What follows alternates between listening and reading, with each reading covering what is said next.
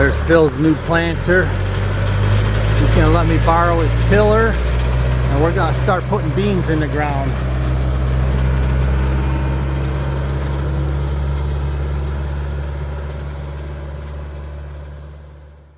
Hey guys, Kapper here. Welcome back. Today's video is going to be a review and overview of this Tar River 6-foot all-purpose drill. This is Phil's new drill, and yesterday we planted 6.3 acres with this of soybeans in just about 2.5 hours. And I'll also leave information where you can price them or purchase them through Back 40 Tractors as well. Don't forget to hit the like button and comment and share our content if you like it. So let's get into the review and overview. Check this out. We got the Branson store going on here. Optimus and the Plot Slayer. All right, we got Phil's going to give us a little feedback on his Tar River planter, his new drill. So he's used it on about 7 acres or so right now. And what do you think of it so far? I like it so far. It's working real good. I can put in about an acre in 45 minutes to an hour, depending on how rough it is or how well it was prepped.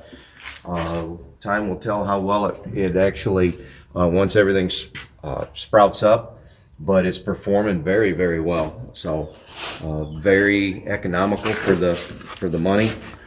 Do you want to talk about that or what it lists for? Well, I don't necessarily know what it lists for, so I'm not going to put it on there. But okay, it's definitely not in. It's much more affordable than an RTP. I mean, I'm not sure what the MSRP is on a drill like that, but you know, when I seen one initially at a show, and I didn't even ask because I figured it was a $7,500 machine, and it's a $4,000 or less machine. And it does everything just well.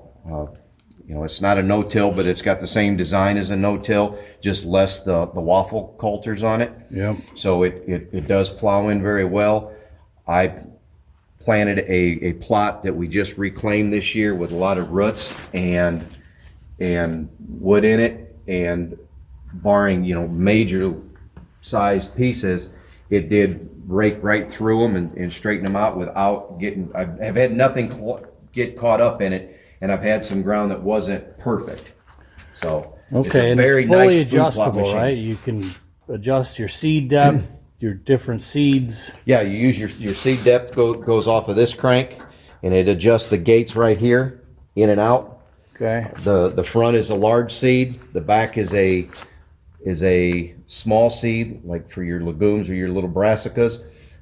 You can plant simultaneously. You could plant rows of corn, 5 rows of corn, and in the alternate rows you can go ahead and dump a cover crop if you wanted, or beans or anything like that. So if you wanted to plant a large seed and a small seed simultaneously, you have that option to do that with one pass. Wow, that's pretty slick.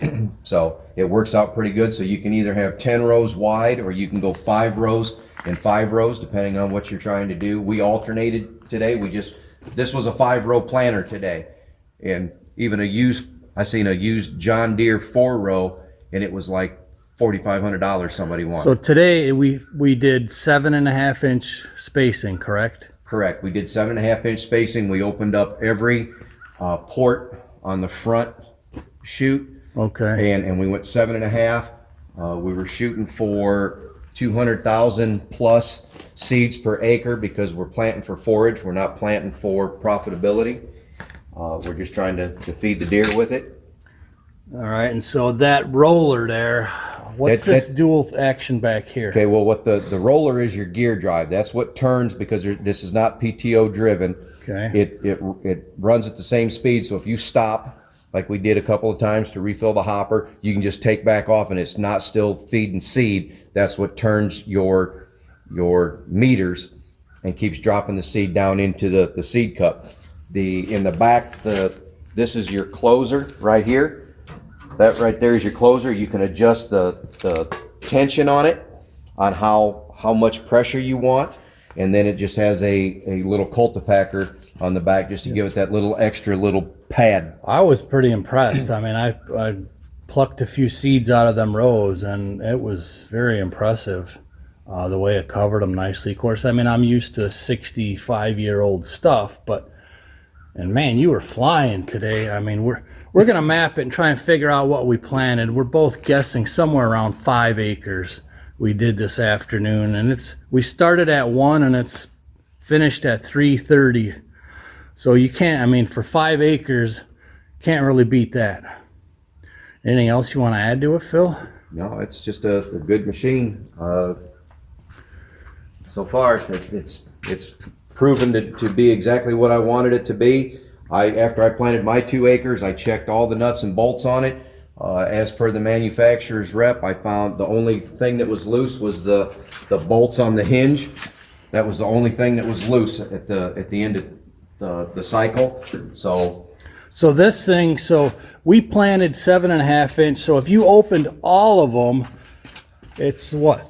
Well, or are they the same spacing? It's 7.5 right between those each port. So this port feeds this tube, and this port feeds the tube going to the back Right, disc. but are they and so that's why offset? they're staggered. They're offset from each other. So there's 5 in front, 5 in back. Okay. So if you were to fill that back bin, would those plant in the same rows, or it's hard to tell? Yeah. If you opened up all the chutes at once, we had a little spillage here. If you opened all the chutes at once, you would feed both front and back, because you also have the option of putting, this is stainless steel, and you have the option of putting fertilizer in there, and you can in-furrow fertilize at the exact same time. Why didn't you tell me that? I would have done that. I wanted to see you do something. Oh, yeah. Wow, that's really cool. I did not know that you could do fertilizer. That's huge. It says that I'm supposed to use the front chute for it, so I haven't looked into how small the granules are on fertilizer, if they would work in that small seed chute. Yeah, that's a huge benefit. And it turns at a different ratio because it's small seed. It turns at a slower rate.